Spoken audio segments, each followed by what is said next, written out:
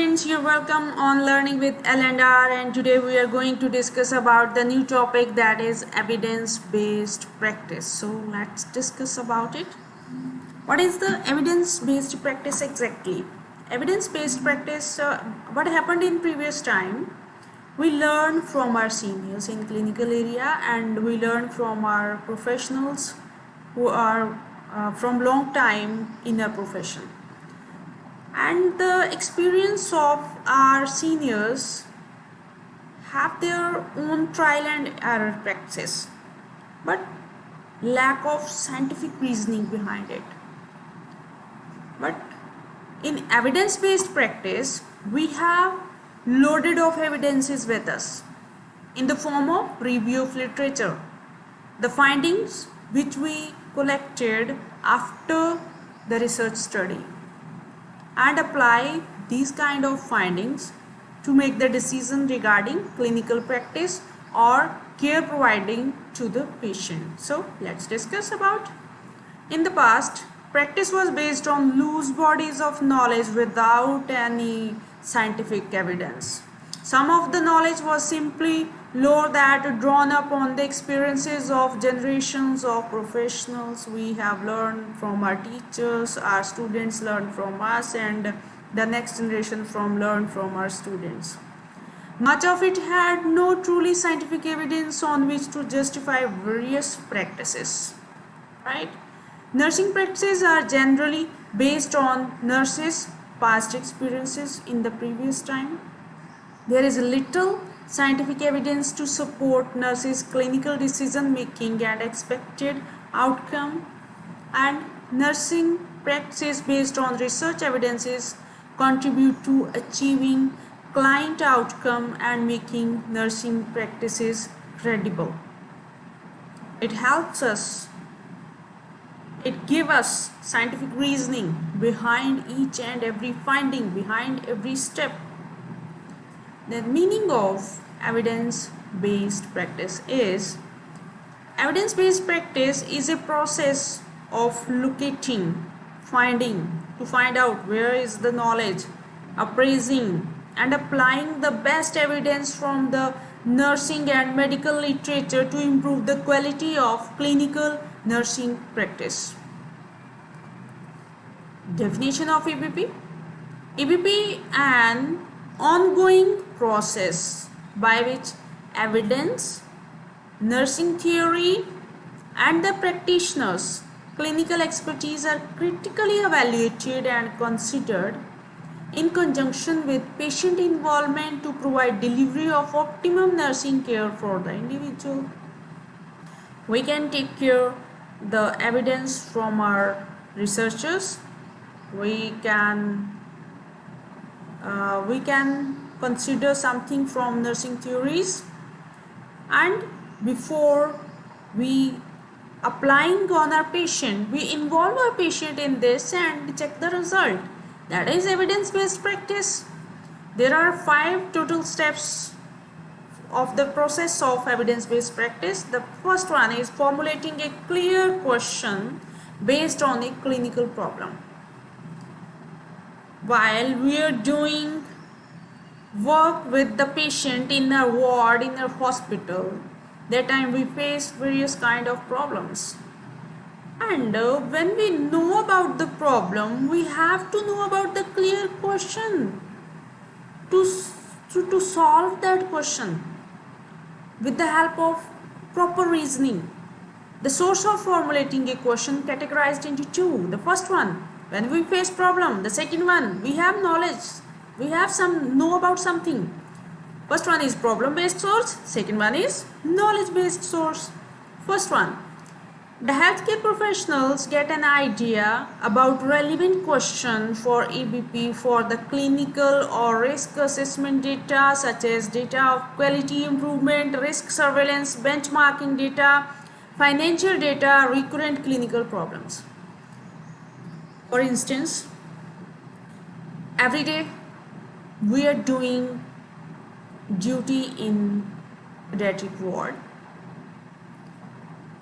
and where we can find out most of the children suffering from hypothermia.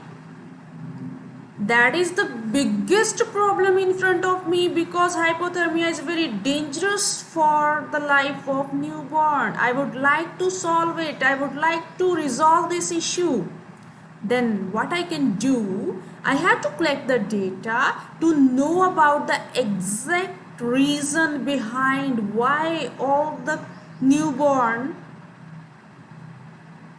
lose their temperature. Okay, then knowledge-based source. The knowledge I can get from scientific journals, publications, research conferences. That is the knowledge. And if I know about how to control the hypothermia and I have learned it from scientific journals, I have to apply on my patients and they would like to improve. Knowledge-based source. The healthcare professionals may obtain knowledge of newer evidences from the scientific journals, publications, research conferences, or evidence-based practice guidelines published by statutory bodies which may enhance nursing care practices. Then, in the first step of process, we have learned formulating a clear question based on clinical problem-based source or knowledge-based source. And the second one is literature review to search for the best available evidence. It is the second step of EBP process, where essential and relevant literature related to the topic is extensively reviewed. What is the literature exactly? The professionals doing the research, and after completion they have write the article and publish it in the research journals. That is exactly the literature. If we would like to find out another thing related to that particular question which already done by the researcher, we can follow or we can learn something from the previous study in the form of literature. Then the third step is evaluating and analyzing the strengths and weaknesses of that evidence in terms of validity and generalizability. Every research, every EBP has some strengths, some weaknesses, and we have to validate that. Use of rating systems to determine the quality of the research is crucial to the development of EBP. We use rating system which studies very done in a very brilliant way, which need more care. Okay, there are several rating scales proposed to determine the validity, strengths, weaknesses of the available evidence. And the next one is implementing useful findings in clinical practice based on valid evidence. Evidence is used alongside clinical expertise and the patient's perspective to plan care. Once study findings are analyzed for strengths, weakness, internal and external validity, a decision is made about appropriateness of evidence for the for the particular question initiated for EBP. We have to find out the exact or appropriate evidence-based practice from where, from scientific journal, from where, from previous studies, from literature, and applied on our clinical setting to become the care become more cost effective. Then fifth one is evaluating efficacy and performance of evidences through a process of self-reflection, audit, or peer assessment. Here means my colleagues is my peer.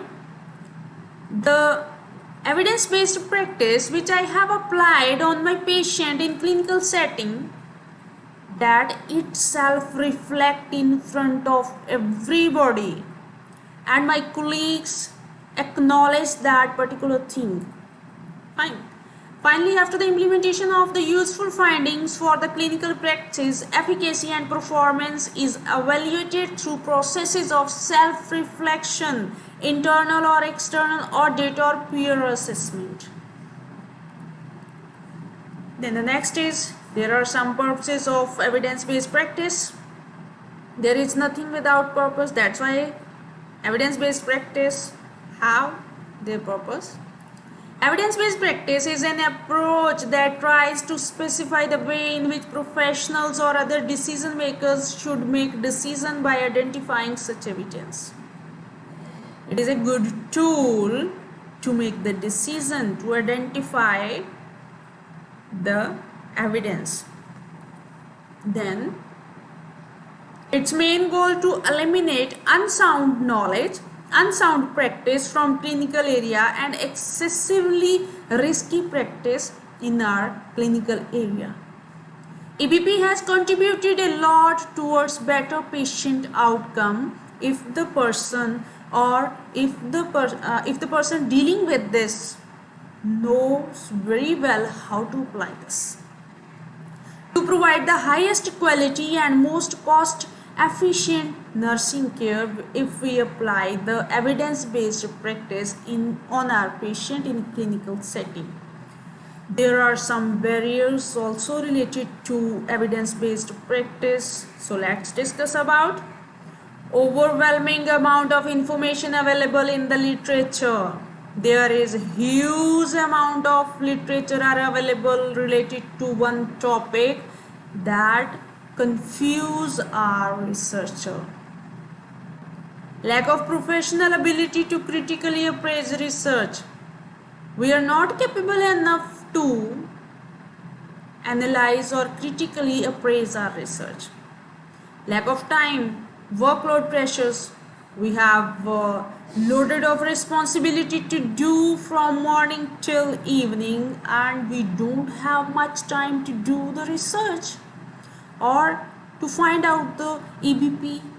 Lack of knowledge of research methods. We have done our research for partial fulfillment of our degrees, but still we do not know about the research methods, how exactly it can use to doing the research. Lack of support from professional colleagues and organizations. This is very biggest problem in our profession. Our seniors always count their experience in years. I have 15 years experience, I have 20 years experience. They do not appreciate us to do the things. When we try to do, they never motivate to us because they have more years than us. And organization, why organization support us?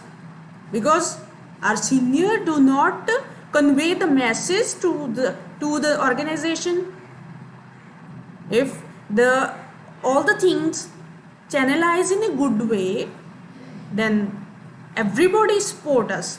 But we do not support to each other, then why the organization waste time, waste money on us? Okay? Then shortage of research in some areas of nursing. We do research in a very common topics, in a very common areas of the nursing, but some areas are totally lag behind because we want to fulfill our partial fulfillment of a degree because we need degree. We do not interest in research. That's why the qualitative research never practice in my profession. Why? We have lack of support. We always say we do not have government fund. Government funding is the another thing. Our colleagues do not motivate us. Our seniors never support us. Then change always face the resistance, and the same is applied to EBP as well. And you know, when something change or something new comes in existence in their personal life, in their professional life, we feel or we resist that thing. And same happened in evidence-based practice. For example, some people give importance to evidence-based practice in their profession, in clinical area, but the senior nurses who have lots of years with as in the form of experience, they never even tolerate to the juniors to do some good thing in clinical practice. This is the bitter truth, sorry to say. Then lack of continuing education programs for nurses in India, especially for bedside nurses. For instance, the nurses who have done diploma in nursing and joined the job, government or private area, from beginning to end, they spend their whole life only on the bedside, but never think about to do something innovative, to do some changes in our profession. That is the biggest barrier. They do not have continuing education programs. If few individuals from our profession would like to join, would like to attend some workshops, some conferences, some another innovative programs related to our profession, then our seniors never allow to them to go there. They never allot even leave for them. Then lack of initiatives among nursing leaders and managers to create the environment of EBP practice in Indian scenario. The reality is everyone doing time pass. Nobody serious about the profession. Everyone love to their chair but do not love to do work. Then next is physician dominance. This is the another one, but the most dangerous one is that lack of initiative among nursing leaders. If they are with us, they support us, then the physician do not have strength to stop us to do something new. Why the dominance? Why physician dominate us? Because we allow them. We never think about nursing is a profession. We are independent. We always think about we are a servant of doctors. We always obey the doctor's order. Okay, obey them, but do something new for your profession. Thus, nurses are not given autonomy to implement new or better clinical nursing evidences in practice. If you would like to do something new or you want to apply some new practice on your patient, then you do not have right to do something by your own because you are under physician. But it's very funny things. Nursing is a profession, nursing is an independent profession, but we always work under somebody. Okay? Lack of administrative support or incentives for implementation of evidence-based nursing practice. Thank you very much. I hope you have clear with this.